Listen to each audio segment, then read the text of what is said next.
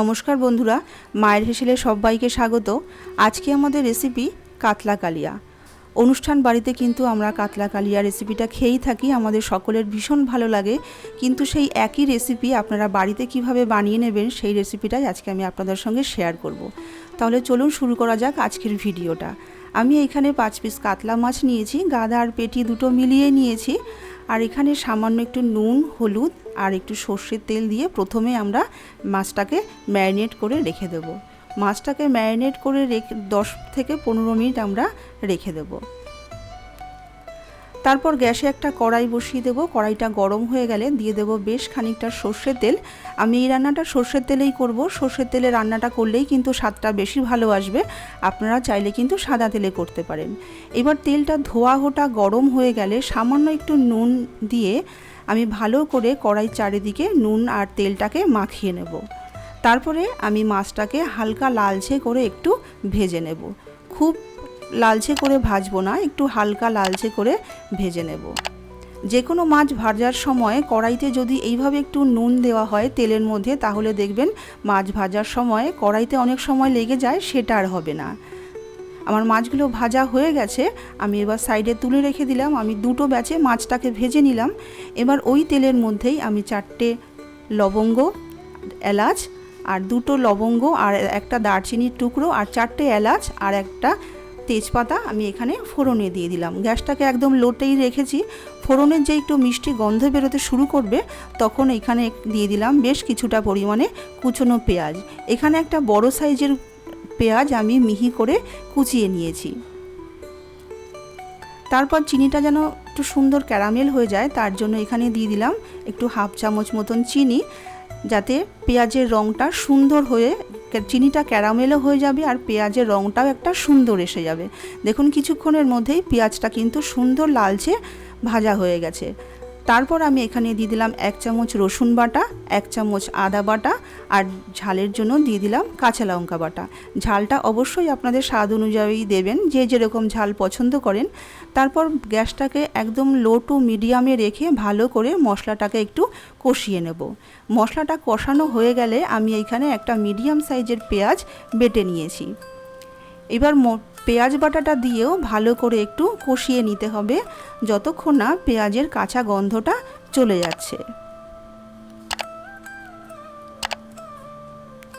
এইভাবে পেঁয়াজের কাঁচা গন্ধটা চলে গেলে আমি কিছু গুঁড়ো মশলা এখানে মিশিয়ে দেব। দিয়ে দিলাম 1 চামচ, ছোটো 1 চামচ জিরের গুঁড়ো, 1 চামচ ধনের গুঁড়ো আর রঙের জন্য দিয়ে দিলাম 1/2 চামচ হলুদ গুঁড়ো আর 1.5 চামচ কাশ্মীরি লঙ্কার গুঁড়ো।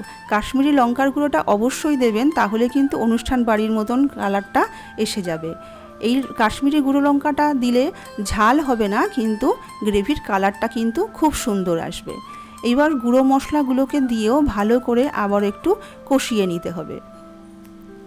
এইভাবে পার্ট বাই পার্ট যদি মশলা কষিয়ে রান্না করা হয়, মশলার স্বাদটা কিন্তু আসবে একদম অনুষ্ঠান বাড়ির মতন। মশলা কষানো হয়ে গেলে তারপরে আমি এখানে একটা বড় সাইজের টমেটো পেস্ট করে দিয়ে দিলাম। আপনারা চাইলে কিন্তু টমেটোটা কুচি করেও দিতে পারেন। আমি মিক্সিতে টমেটোটাকে পেস্ট করে নিয়েছিলাম। এবার টমেটো দিয়েও ভালো করে মশলাটাকে আরেকটুখানি কষিয়ে নেব। কষানো হয়ে গেলে 2 চামচ ফেটানো টক দই এখানে আমি অ্যাড করে দিলাম। গ্যাসটাকে একদম কিন্তু লোতে করে দিতে হবে দই দেওয়ার সঙ্গে সঙ্গে, নাহলে কিন্তু দইটা কেটে যাওয়ার সম্ভাবনা থাকে। আর ফ্রিজ থেকে বার করে একদমই কিন্তু টক দইটা ঠান্ডা ঠান্ডা কিন্তু টক দইটা রান্নায় ব্যবহার করবেন না, তাহলে কিন্তু দইটা ফেটে যায়। তারপর মশলা ভালো করে কষানো হয়ে গেলে এখানে পরিবারের সদস্য অনুযায়ী আপনারা জলটাকে অ্যাড করে দিন। এবার জলটাকে দিয়ে আমি গ্যাসটাকে একদম বাড়িয়ে দিলাম। এবার গ্রেভিটাকে ফোটার অপেক্ষা করব।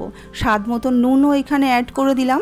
নুনটা দেওয়ার সময় কিন্তু খেয়াল রাখতে হবে, মাছ ভাজার সময় কিন্তু আমরা নুন দিয়েছিলাম।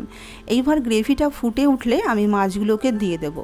মাছগুলোকে গ্রেভির মধ্যে দিয়ে তারপরে ঝোলের মধ্যে একটুখানি মিশিয়ে নিয়ে ঢাকা দিয়ে গ্যাসটাকে একদম লো করে আমরা 5 থেকে 7 মিনিটের জন্য ঢাকা দিয়ে রেখে দেব। মাঝখানে একবার ঢাকনাটা তুলে দেখুন গ্যাসটাকে একদম লো করে দিয়েছি। মাঝখানে একবার ঢাকনাটা তুলে আমরা মাছটাকে একটু উল্টে দেব।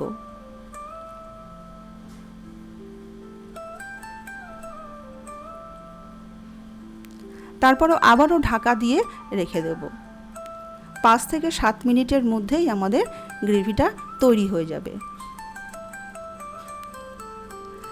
5-7 মিনিট হয়ে গেছে। এবার সব শেষে আমি একটুখানি গরম মশলা আর একটুখানি ঘি দিয়ে রান্নাটাকে শেষ করলাম। এবার এটা ঢাকা দিয়ে রেখে দেবো, গ্যাসটাকে অফ করে দেবো। 5 মিনিট স্ট্যান্ডিং টাইমে রেখে গরম গরম এটা আমি পরিবেশন করব। তৈরি হয়ে গেল আমাদের কাতলা কালিয়া। আশা করি বন্ধুরা আজকের রেসিপিটা আপনাদের ভালো লাগলে অবশ্যই একটা লাইক করে দেবেন, সকলের সাথে শেয়ার করে দেবেন, আর প্লিজ আমার চ্যানেলটাকে সাবস্ক্রাইব করে আমার পাশে থাকবেন।